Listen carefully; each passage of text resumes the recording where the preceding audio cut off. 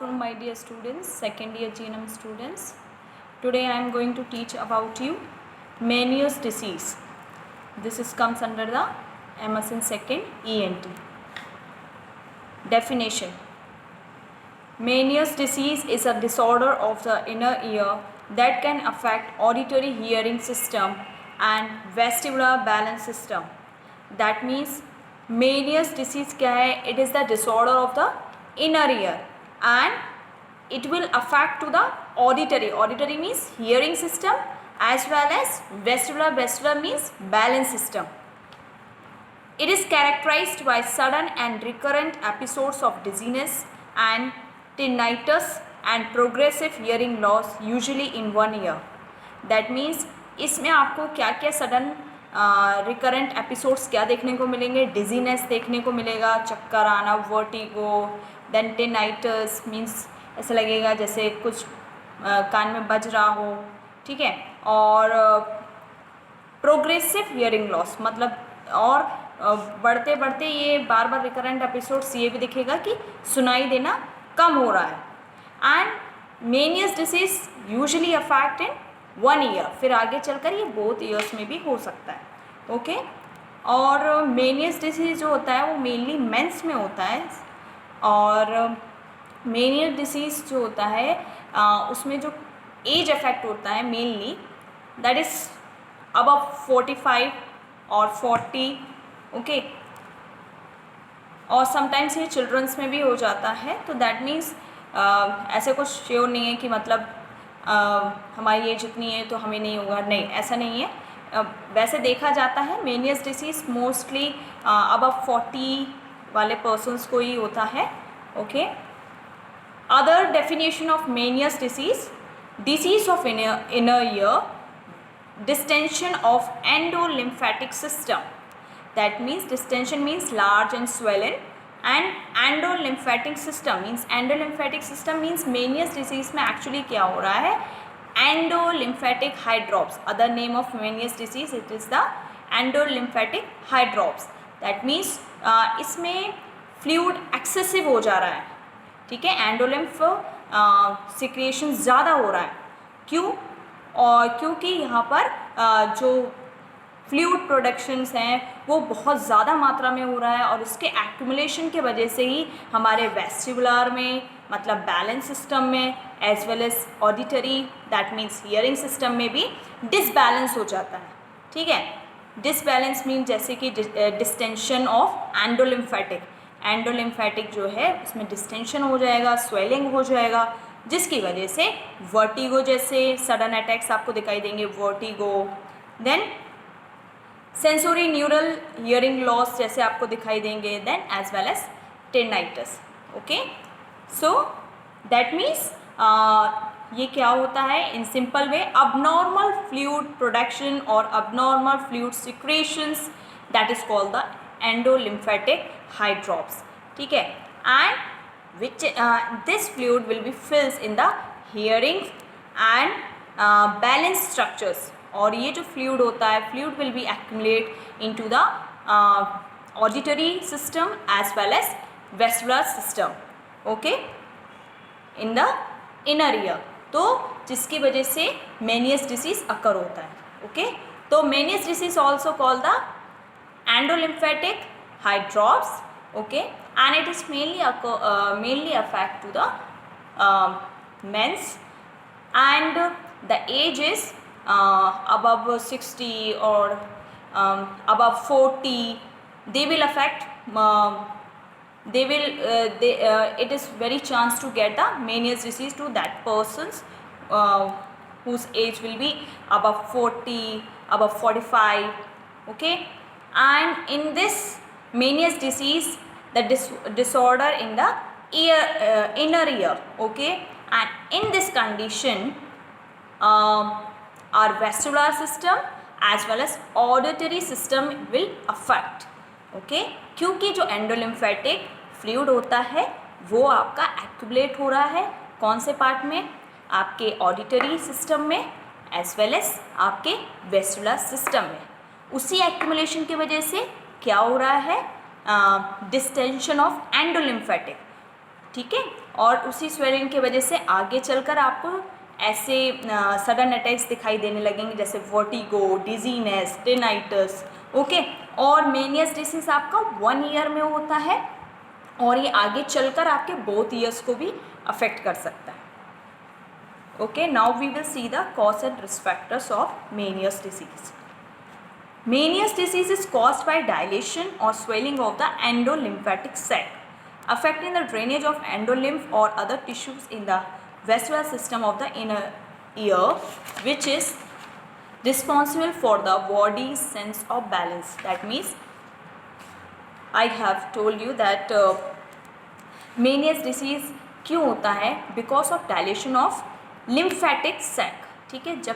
जब हमारा जो लिम्फेटिक एंडोलिम्फेटिक सैक जो होता है, जब वो डायलेट होने लगता है, वो स्वेल्ड हो जाता है। क्यों हो रहा है? क्योंकि उसमें फ्लूइड एक्यूमुलेशन हो रहा है, फ्लूइड का ज़्यादा सिक्रेशंस हो रहा है, ठीक है। तो उसकी वजह से ये ड्रेन कहाँ करने लगेगा? हमारे वेस्कुलर में और हमारे ऑडिटरी सिस्टम में। ऑडिटरी सिस्टम मीन्स हियरिंग और वेस्कुलर मीन्स आपका बैलेंस सिस्टम। तो दोनों में जब ये ड्रेन करने लगेगा तो स्वेल्ड हो जाती हैं। तो ये आगे चलकर क्या करेगी? हमारे जो मेम्ब्रेन्स होती है वो उसको क्या करता है? रैप्चर कर देता है। जब ये रैप्चर करेगा तो एक टाइम ऐसा आएगा कि 1 ईयर जो हमारा एक कान जो है वो जो है सुनना बंद हो जाएगी, hearing will be reduce slowly, okay. तो उसका मेन कॉज यही है कि एंडोलिम्फेटिक सैक क्या होता है? डायलेट हो रहा है, स्वेलन हो रहा है और इसका ड्रेन वेस्कुलर सिस्टम में और आपके ऑडिटरी सिस्टम में हो जाता है, जो कि आपके इनर ईयर के पास है, ठीक है। तो जब उसमें ये सारी प्रॉब्लम आ जाती है तो ये एक कॉज है मेनियस डिसीज का, okay. The exact cause of Meniere's disease are unknown. तो हम लोग ऐसे कुछ एग्जैक्ट नहीं बोल सकते हैं मेनियस डिसीज का यही एक पर्टिकुलर है, ठीक है। तो मतलब ये अननोन, इसका एग्जैक्ट जो कॉज है that is unknown. And other risk factors include allergies, alcohol use, जो ज़्यादा एल्कोहल यूज़ करते हैं जिनको एलर्जीज ज़्यादा हैं, फैटिग के वजह से, या रीसेंट वायरल इलनेस, ठीक है। रिसेंटली अगर आप वायरल इलनेस से सफ़र कर रहे हो तो उसकी वजह से भी। Then respiratory infection, smoking, stress, use of certain medications including aspirin, इन सब का ज़्यादा यूज़ करने से भी होता है।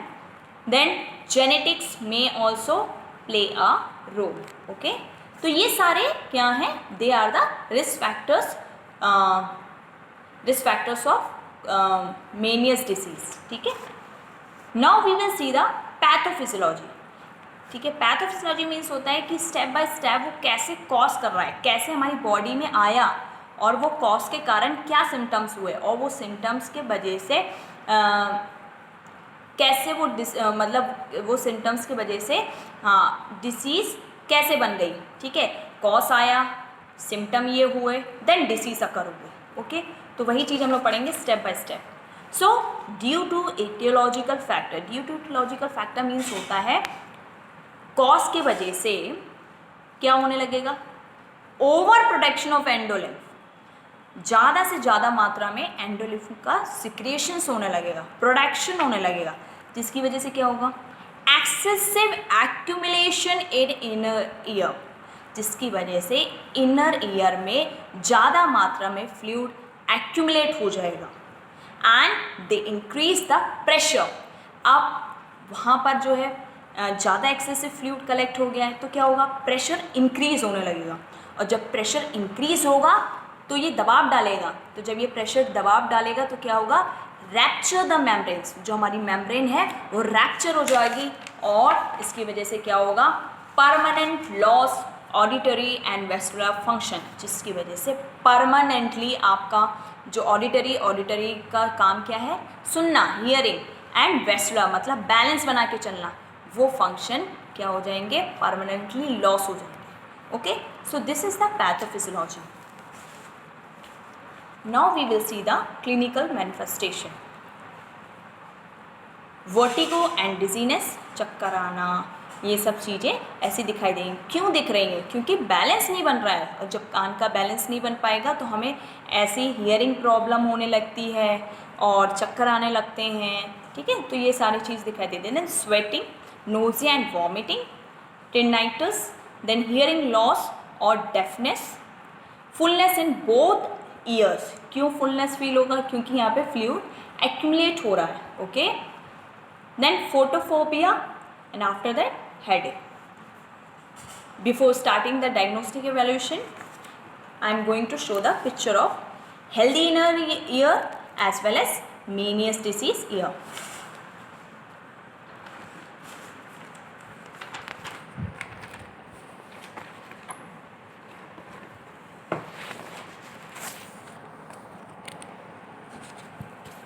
See, this is the healthy inner ear.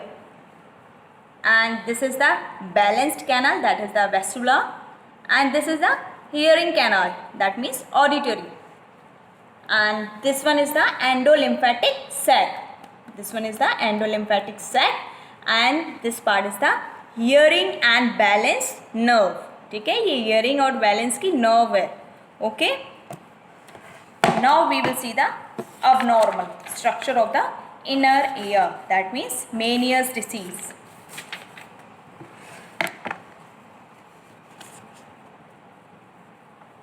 See here, swelling distorts. Distorts means एक तरीके से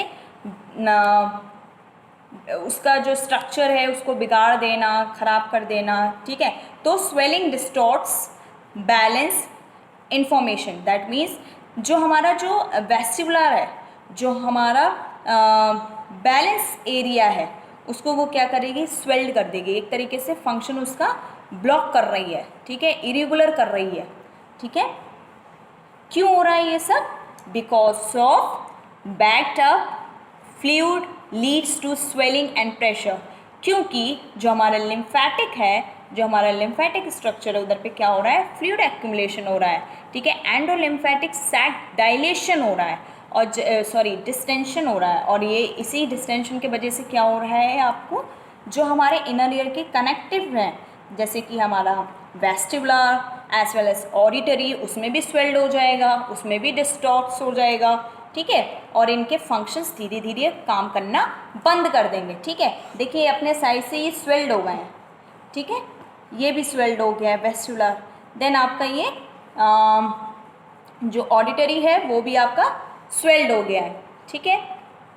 तो और ये जो आपका इंफॉर्मेशन काम करता है, ठीक है, distorts information transfers to brain.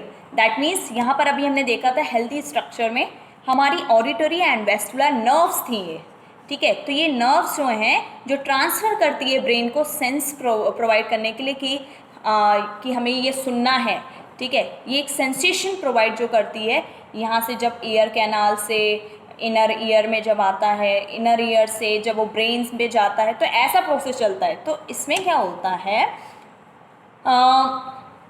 Endolymphatic sac बन जाने के कारण, एक्यूमुलेशन ऑफ फ्लूइड के कारण क्या होगा? डिस्टेंशन हो जाएगा, मतलब स्वेलिंग हो, स्वेल्ड डिस्टॉर्ट्स हो जाएगा हमारा क्या? Vestibular structure as well as auditory structure. तो ये दोनों के डिस्टॉर्ट्स होने की वजह से, इन दोनों के डिस्टॉर्ट्स होने की वजह से क्या होगा? आपका distorted information transfer to brain, मतलब गड़बड़ी आ जाएगी सेंस में जो ट्रांसफर्स होती हैं ब्रेन में, ठीक है। तो इसके वजह से हियरिंग लॉस और वेस्टिबुलर डिसफंक्शन जैसी प्रॉब्लम आ सकती है, ठीक है। तो this is called the मेनियर्स disease.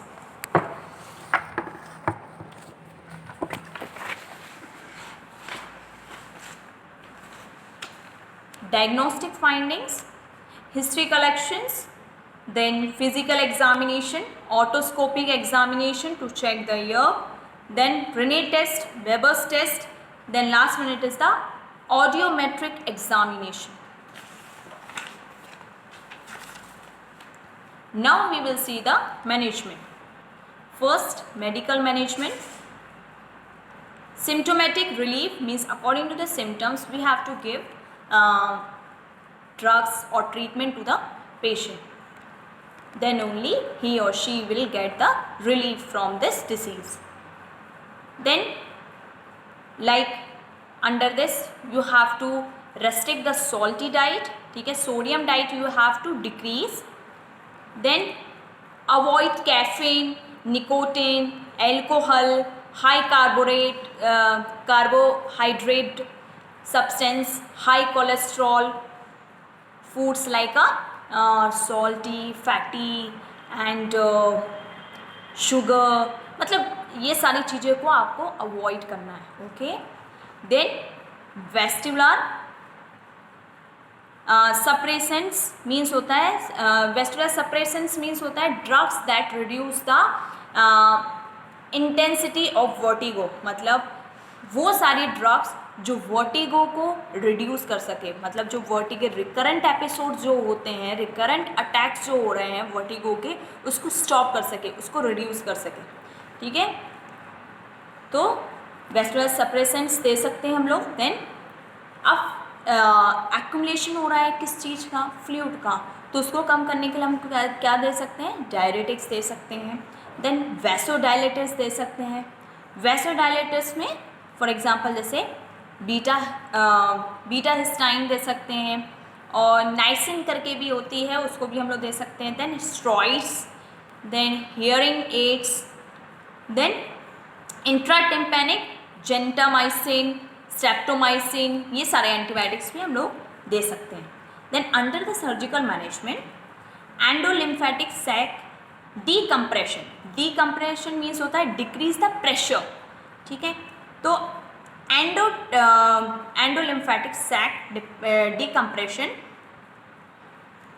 the sac decompression operation is performed by making an incision behind the involved ear, मतलब जो पार्ट, जो ईयर आपका इन्वॉल्व है मेनियस डिसीज में, उस पार्ट में हम लोग क्या करेंगे, इंसिशन देंगे. Incision the behind the involve year में एंड एक्सपोजिंग द, और एक्सपोज किसको करते हैं, मेस्टॉइड बोन से. ये क्यों करते हैं, to reduce the recurrent attack of the vertigo, vertigo के रिकरेंट एपिसोड्स के लिए, उनके ड्यूरेशंस के लिए और उनकी फ्रिक्वेंसी को रिड्यूस करने के लिए we are doing the endolymphatic sac decompression. Second one, it is the labyrinthectomy. In this, using the same approach through the mastoid bone as the older procedure, endolymphatic sac operation, inner ear balance organ, the labyrinth is exposed. That means this procedure is used to decrease the function of the labyrinth of the inner ear. Labyrinth means balance organs. Okay, तो जो balance organs जो होते हैं are removed so that the brain longer means जो brain का काम है, जो सेंसेस को पहुंचाना है, ठीक है, longer from the parts of the inner ear. That means इसमें क्या होगा, लेब्रिंथेक्टमी में आपका ये होता है, इसमें इस प्रोसीजर में decreasing the function of the labyrinth of the inner ear. Labyrinth means और जो बैलेंस ऑर्गन होते हैं उनके फंक्शंस को हम लोग क्या करते हैं, डिक्रीज करते हैं. इसमें क्या करते हैं हम लोग, उसी balance and balance organs are removed, मतलब जो बैलेंस का काम करते हैं वेस्टिबुलर ऑर्गन्स जो होते हैं उनको हम लोग क्या करेंगे, रिमूव कर देंगे. ठीक है, तो उनके फंक्शंस में और उनके पार्ट्स में चेंजेस हो जाएंगे. ठीक है, क्योंकि यहाँ पर बोला गया है approaches through the mastoid bone as the older procedure endolymphatic sac operation. मतलब लेब्रिंथेक्टमी मीन्स एक तरीके से ये किस चीज़ के लिए ऑपरेशन किया जाता है, फॉर एंडोलिम्फेटिक सैक ऑपरेशन, जो कि पूरा जो फील्ड है एक्यूमुलेट हो गया है उसके लिए किया जाता है. Inner ear balance organ is exposed, और इसमें इनर ईयर के जो बैलेंस ऑर्गन्स होते हैं उसको एक्सपोज किया जाता है. ठीक है, तो दैट मीन्स आपको क्लियर हो गया है, इनर ईयर में जो बैलेंस ऑर्गन्स होते हैं उनकी ये सर्जरी की जाती है, मतलब उन्हीं पे ही ये प्रोसीजर किया जा रहा है. ठीक है, बैलेंस ऑर्गन पर. ठीक है, तो this is called the labyrinthectomy. Then labyrinthectomy, after that third one it is the vestibular neurectomy. Vestibular neurectomy, that means vestibular neurectomy involves resection of vestibular nerve to alleviate vertigo. That means this is the process of cutting the vestibular part. इसमें vestibular part जो होता है इसमें cut करते हैं off the cochleovestibular cranial nerve. ठीक है, कहाँ पर? Of the cochleovestibular cranial nerve. This is eliminate recurrent attacks of vertigo. Means in simple way vestibular neurectomy क्यों की जाती है? ये इसलिए किया जाता है to eliminate the vertigo, recurrent vertigo attacks. ठीक है, जो वर्टिगो एपिसोड्स, वर्टिगो अटैक्स जो बार बार हो रहे हैं उसको रिड्यूस करने के लिए we are doing the vestibular न्यूरेक्टमी.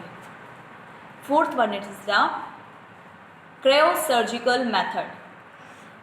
In this a cryoprobe is placed on the semicircular canal and subnormal temperature achieved, which causes destruction of the adjacent labyrinthine tissues. That means जो cryosurgery भी होती है वो एक तरीके से एक पर्टिकुलर टेम्परेचर पे की जाती है, जैसे कि हम लोगों ने और में देखा है. ठीक है, फ्रीजिंग के थ्रू. तो इसमें भी हम लोग उसी के लिए किया जाता है. मतलब जो हमारा जो लेब्रेंथाइन टिश्यूज़ जो हैं जिसमें डिस्टॉर्टेड आ गए हैं, जिसमें डिस्ट्रक्शंस आ गए हैं, उन्हीं के इम्प्रूवमेंट के लिए हम लोग क्या करते हैं? Cryosurgical method. ठीक है, जिसमें कि हमारा इन्वॉल्वमेंट होगा हमारा वेस्कुलर एज वेल एज हमारा auditory. Okay. Then shunt formation to reduce the endolymph pressure. और जो इसमें हम लोग शंट फॉर्मेशन के थ्रू, जो ड्रेन के थ्रू हम लोग क्या करते हैं, वो जो एंडोलिम्फ प्रेशर जो बन गया है, जो एक्यूमुलेशन हो गया है, उसको हम लोग रिड्यूस करते हैं. ठीक है, तो shunt formation we are doing to reduce the endolymph pressure. So these are the surgeries we are doing to cure the Meniere's disease. Okay. Nursing management. Help the patient at the time of vertigo attack and record the duration of attack. Means patient को vertigo attack के समय उनको help करना है और record करना है कि कितनी फ्रिक्वेंसी में आया है, देन ड्यूरेशन क्या है अटैक. तो मतलब duration, frequency, everything we have to note it. Then explain the detail about surgical management. Then surgical management के बारे में हम लोग को उनके रिलेटिव्स को, पेशेंट को, सभी को अच्छे से क्लियर बताना है. Then reduce the amount of sodium in diet less than 2000 mg per day. तो मतलब जो सोडियम डाइट होती है, जो सोडियम की वॉल्यूम जो हम लोग अपने खाने में लेते हैं उसको कम से कम कर देनी है, उसकी मात्रा हमको रिड्यूस करनी है. Then help the patient performing daily living activities. फिर पेशेंट की हेल्प करना है, जो डेली रूटीन्स होते हैं वो एक्टिविटीज़ करने के लिए उनकी हमें हेल्प करना है. To provide psychological support. और पेशेंट को हमें बीच बीच में साइकोलॉजिकल सपोर्ट देते रहना है. It is very necessary for the Meniere's disease patients. So here we have seen the Meniere's disease. Under that we have seen the definition of Meniere's disease and we have seen that other name of Meniere's disease is also called the endolymphatic hydrops. क्यों? क्योंकि endolymphatic sales distension होता है. That means endolymphatic में क्या हो रहा है? Excessive fluid production हो रहा है, या एंडोलिम्फ का ज़्यादा से ज़्यादा मात्रा में सिक्रेशंस हो रहे हैं. ठीक है, जिसकी वजह से मेनियस डिसीज जो होता है वो डिसऑर्डर होता है हमारे इनर ईयर का. इनर ईयर में भी कौन से पार्ट को अफेक्ट करती है? It is affecting to the vestibular as well as auditory system. Okay, जिसकी वजह से क्या होता है? It will affect to 1 ear. ठीक है, मतलब एक कान को अफेक्ट करेगी. ठीक है, क्योंकि usually Meniere's disease affecting to the 1 ear. Okay, then उसके बाद ये धीरे धीरे करके बोथ ईयर्स में भी पहुंच सकता है. Okay. After that we have seen the causes. और मेन कॉज ये है because of dilation and swelling of the endolymphatic sac. ठीक है, and it will drain to the vascular canal and auditory canal, ठीक है। उनके डिस्टॉर्टेड के वजह से भी जो ब्रेन्स में सेंस जाना है वो डिस्टॉर्टेड हो जाते हैं, क्योंकि नर्व्स जो वेस्कुलर और ऑडिटरी की है वो क्या हो रही हैं, आपकी डिस्टॉर्टेड हो गई हैं, और उस डिस्टॉर्टेड की वजह से ट्रांसफर्स नहीं हो पाएंगे सेंस, कहाँ पर, ब्रेन पर, और एट द मोमेंट क्या हो जाएगा, hearing loss will be increase. Then we have seen the risk factors, allergies, due to allergies, then जो अल्कोहल ज़्यादा यूज़ करते हैं, देन फैटिग, ठीक है, एस्प्रिन जो ज़्यादा लेते हैं, so these are the risk factors. Then after that we have seen the pathophysiology, that like due to logical factor means causes की वजह से क्या होगा, over production of endolymph, endolymph का क्या हो रहा था, ओवर एक्स्ट्रा प्रोडक्शन हो रहा है, एंड दिस में leads to excessive accumulation in inner ear, जिसकी वजह से एक्सेसिव मीन्स इसका ओवर प्रोडक्शन की वजह से क्या होगा, ज़्यादा से ज़्यादा मात्रा में एक्सेसिव एक्यूमुलेशन मीन्स ज़्यादा से ज़्यादा मात्रा में फ्लूइड वहाँ पे कलेक्ट होने लगेगा, कहाँ, in the inner ear, and that में इंक्रीज द प्रेशर, और उसी की वजह से क्या होगा, प्रेशर इंक्रीज होने लगेगा, और because of that it may leads to rupture of membrane, and after that permanent loss of auditory and vestibular functions. Okay, so these are the pathophysiology of the Meniere's disease. After that we have seen the clinical manifestation like vertigo, dizziness, tinnitus, etc.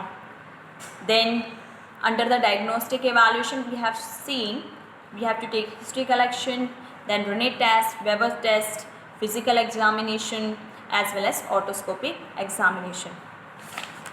Under the management we have seen the medical management, we have to reduce the sodium diet, and we have to avoid nicotine, alcohol, then carbohydrate diets, etc. Then diuretics we have to give according to the doctor's order. Okay, hearing aids we have to use to improve the hearing loss. Okay, then under the surgical management we have seen the endolymphatic sac decompression, then labyrinthectomy, then after that vestibular neurectomy and cryosurgical method we have seen, then shunt formation. Last we have seen the nursing management. Under the nursing management we have seen that we have to have the patient when at the time of vertigo attacks, and we have to record the duration of attack, okay, and frequency of attacks. Then we have to explain the full details about the surgical management, okay, and we remember that we have to reduce the amount of sodium in your diets, okay, those who are suffering from Meniere's disease, and we have to help the patient while they are performing their daily activities, okay, and especially we have to give psychological support to that to these type of patients, okay. So this topic is finished. I hope you all understood. Thank you.